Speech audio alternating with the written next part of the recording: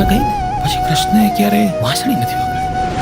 ખૂબ જ સરસ લાગ્યું. ગુજરાતી ભાષામાં ગુજરાતી મૂવી છે એટલે ટુ ગુડ ઓસમ.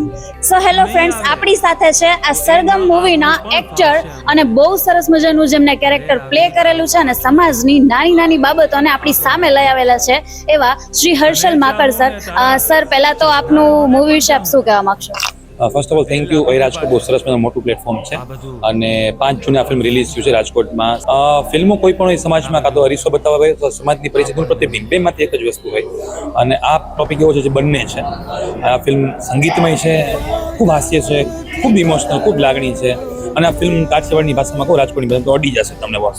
અભિલાષ ઘોડા પ્રસ્તુત આ ફિલ્મ સરગમ જે નિલેશ ચોવટિયા દ્વારા દિગ્દર્શિત છે અને હર્ષલ માકડ દ્વારા આનું લેખન સ્ક્રીન પ્લે કરવામાં આવ્યું છે. એમાં આપણે પૂછ્યું, મેં પણ એક રોલ નિભાવ્યો છે. ગુજરાતી ફિલ્મ બનાવવી એ ખુદ એક મોટું કામ છે. એ બનાવ્યા પછી એને સુંદર રીતે જનતા સામે મૂકવી એ પણ એટલું જ છે અને પછી એને ઉપાડી લેવી. તો એ ફિલ્મ ત્યારે ઉપડે છે જ્યારે સમાજ સુધી અમે કંઈ સંદેશ પહોંચાડ્યો હોય.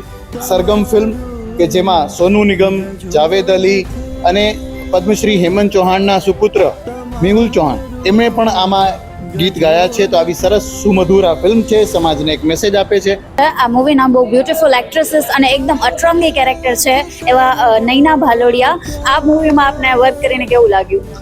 મને ખૂબ જ મજા આવી. એકચ્યુઅલી મારું આ ફર્સ્ટ મૂવી છે. આ મૂવી છે એ અમારું પોતીકું છે, અમારા પરિવારનું છે. ખૂબ સારું મૂવી બન્યું છે, લોકોને ગમે એવું બન્યું છે